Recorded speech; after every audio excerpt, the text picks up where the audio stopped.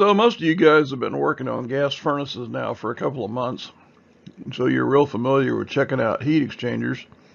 So that's one thing that we want to talk a little bit about today in this video. First off, let's talk a little bit about safety. Make sure that any home that you work in that has any gas appliances have carbon monoxide alarms.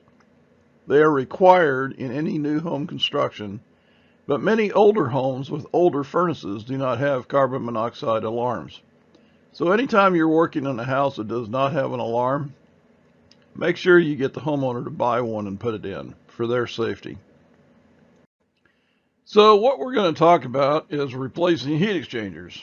I'm sure all of you have seen heat exchangers like this that are all crudted up and doesn't allow the air to flow through it anymore, and the flames roll out and burner box heats up and all that good stuff.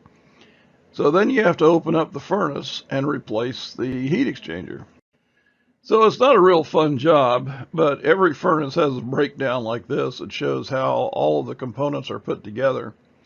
And your job as the technician is to take it all apart, get the new parts, and put it all back together again. So you've heard the old saying, oldie but goodie. This is a bulletin from 2009. It's an old bulletin, but it has a lot of real good information in it.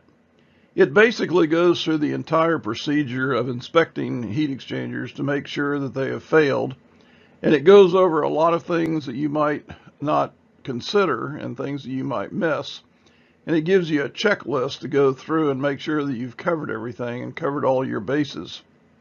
This bulletin is available from any Revco parts store, or you could contact your local service manager and they'd be able to get a copy of this for you.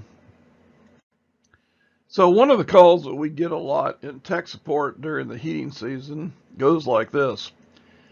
We had a failed heat exchanger on this furnace. We ordered a new one. We've put the new heat exchanger in the furnace, and now it's tripping on high limit switch. What's the problem?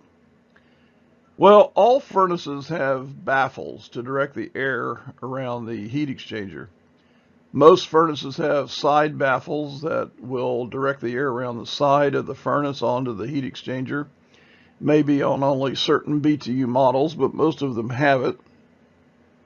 But on Carrier and Bryant and Payne furnaces, there is what is called a rear air baffle, and it must be installed across the top of the rear of the secondary heat exchanger, and it attaches to the primary heat exchanger outlet panel.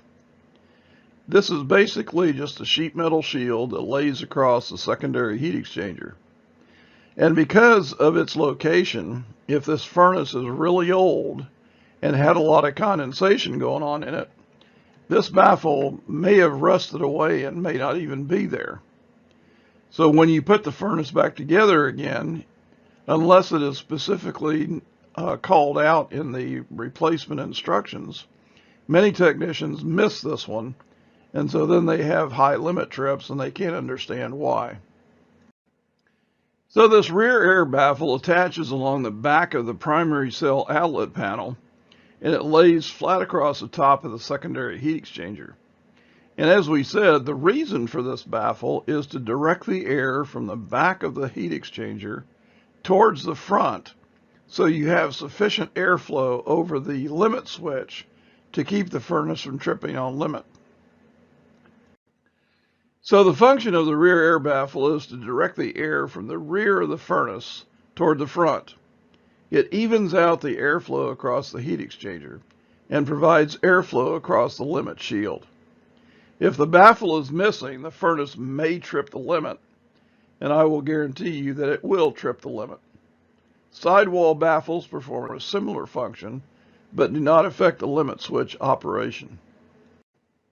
In most kits, you will have the rear air baffle supplied as part of the kit.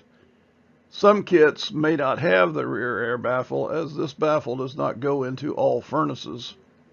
There is a document that's available like this that shows the part number of the rear air baffle and gives you the width and the dimension of this baffle.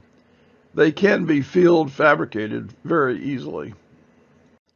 So as we stated, that rear air baffle may not be there on the furnace that you're working on. You may not even be aware that you needed one. So a simple call to the parts department, they could look at the parts breakdown and see if a rear air baffle is needed for that particular furnace.